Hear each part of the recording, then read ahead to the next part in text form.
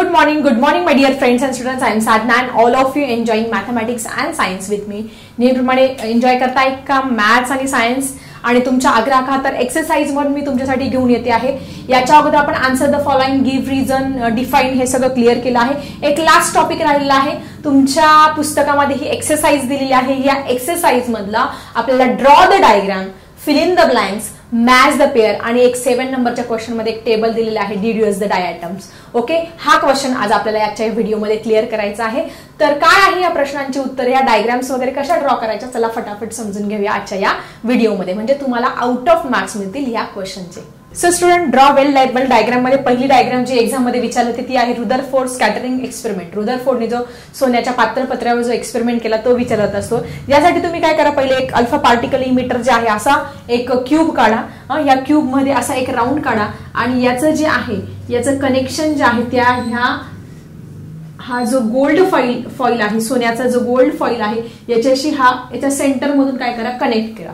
ठीक आहे, हे तर समजलं असेल. याला मध्ये स्लिट म्हणजे ही स्लिट आहे, मध्ये म्हणजे काय, त्याला मध्ये गॅप आहे तो दाखवला आहे.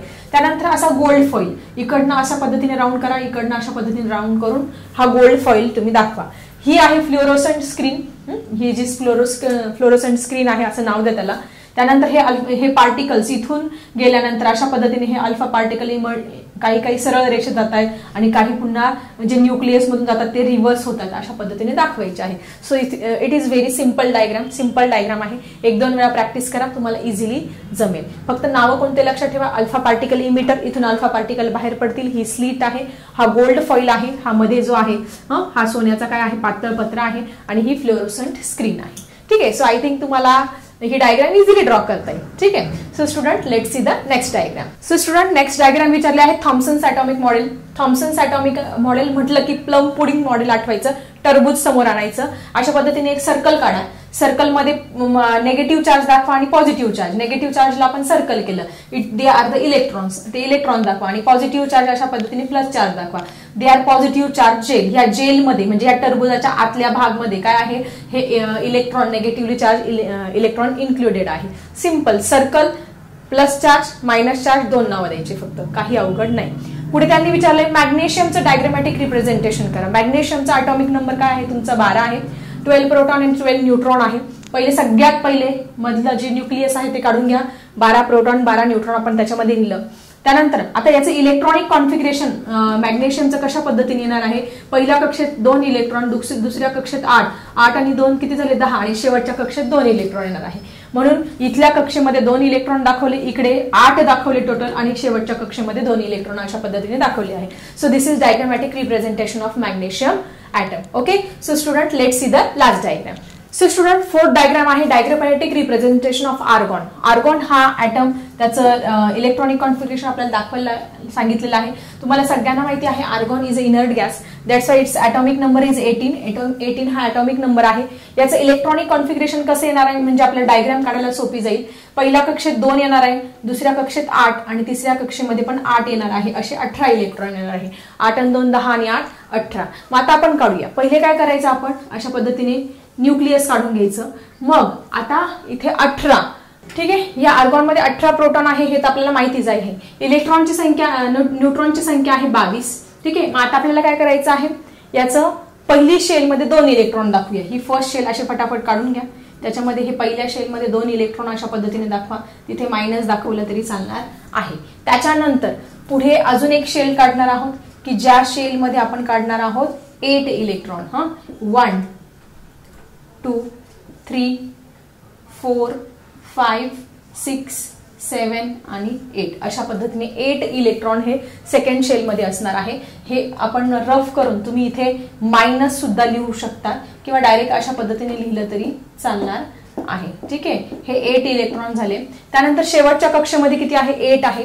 परत आपण काय करणार आहोत, अजून एक शेल काढणार आहोत आणि या शेवटच्या शेलमध्ये परत 1 2 3 4 5 6 7 आणि 8 अशा पद्धतीने 8 इलेक्ट्रॉन दाखवणार आहे. आता हा सर्कल व्यवस्थित नाही आला तुम्ही मस्त कर्कटकच्या साहाय्याने राऊंडरच्या साहाय्याने छानपैकी ड्रॉ करायचा आहे. सो अशा पद्धतीने आपण आर्गॉन आणि मॅग्नेशियम हे डायग्रामॅटिक रिप्रेझेंटेशन त्याचं इलेक्ट्रॉनिक कॉन्फिगरेशन अशा पद्धतीने दाखवलेलं आहे. सो याचे 2 मार्क्स तुम्हाला इझिली मिळू शकतात. खूप सिंपल आहे. ॲटॉमिक नंबर फक्त मॅग्नेशियमचा 12 लक्षात ठेवायचा आणि याचा 18 लक्षात ठेवायचं. हे 22 न्यूट्रॉन लक्ष म्हणजे हे फक्त कोर दाखवायचं. याच्यामध्ये तुम्ही डायरेक्ट R1 लिहिलं तरी चालणार आहे, AR18 असं लिहिलं तरी चालणार आहे. सो अशा पद्धतीने आज आपण डायग्राम कशा ड्रॉ करायच्या हे सुद्धा बघितलं आहे. चला बघूया next fill in the blanks, match the pair आणि पुढचे काही question. So first fill in the blanks is electron, proton, neutron are the types of dash dash in atom. आपण बघितलं आहे इलेक्ट्रॉन, प्रोटॉन आणि न्यूट्रॉन हे काय आहे? These are the sub atomic particles. हे काय आहे आपले? Sub atomic particles. So student, electron, proton, neutron are the types of subatomic particles and electron carries dash dash charge. आपण बघितलं इलेक्ट्रॉन वरती कोणता चार्ज असतो? Negative charge. It having the negative charge. Let's see the next question. The electron dash dash shell is nearest to the nucleus. आपण बघितल्या की वेगवेगळ्या shells आहेत. First shell, second shell, third shell. जी first shell आहे तिला K म्हणणार, दुसरी L आणि पुढे असणार आहे M. मग नियरेस्ट शेल कुठली आहे? K. So what is the answer? Electron shell dash dash is nearest to the nucleus. न्यूक्लियसच्या जवळ कोणती असणार आहे? तुमची K शेल असणार आहे. मध्ये काय असणार आहे? तुमचं न्यूक्लियस असणार आहे. The electronic configuration of magnesium is 282. From this, it is understood that the valence shell of the magnesium is. आता जर आपण मॅग्नेशियम घेतलं, हा तुमचा मॅग्नेशियम आहे. या मॅग्नेशियमचं इलेक्ट्रॉनिक कॉन्फिगरेशन 282 दिलेलं आहे. म्हणजे पहिल्या तुमच्या K शेल मध्ये 2 इलेक्ट्रॉन असणार आहे. त्यानंतर 8 दुसऱ्या याच्यामध्ये काय असणार आहे? तुमचे 8 1 2 3 4 5 6 7 8 आणि शेवटची जी शेल आहे त्या शेवटच्या सेलमध्ये 282 इलेक्ट्रॉन अशा पद्धतीने असणार आहे. And from this it is understood that the valence shell of the magnesium, valence shell कुठली झाली? ही तुमची K, ही तुमची L आणि ही तुमची M. मग व्हॅलेन्स शेल म्हणजे शेवटची शेल, म्हणजे शेवटची शेल कुठली झाली तुमची? M shell is a valence shell. So next fill in the blanks is the valency of hydrogen is 1 as per the molecular formula is H2O. H2O असल्यामुळे हायड्रोजनची जी valency आहे ती काय आहे? ती 1 आहे. Therefore, the valency of Fe turns out to be dash dash as the formula Fe2O3.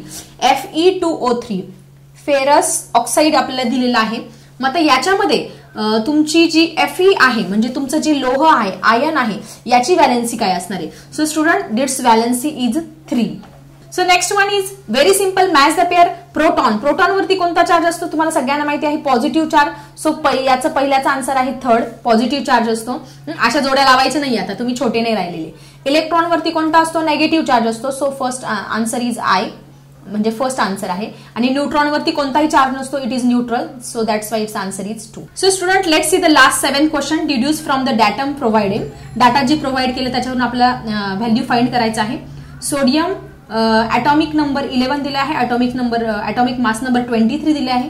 आणि न्यूट्रॉनचा number आपल्याला काय करायचा आहे? ते न्यूट्रॉनचा नंबर फाइंड करायचा आहे. Number of neutron. Number of neutron आपण कसं फाइंड करतो? That is atomic mass number minus atomic number हा करत असतो. मग आता तुमचा सोडियमचा खालचा काय असतो? तुमचा Z म्हणजे ॲटॉमिक नंबर किती आहे? 11. ॲटॉमिक मास नंबर किती आहे तुमचा? 23 आहे. ठीक आहे. मग आता A मायनस Z करणार म्हणजे तुमच्या 23 मधून तुमचे 11 काय करणार आहे? तुम्ही मायनस करणार आहे.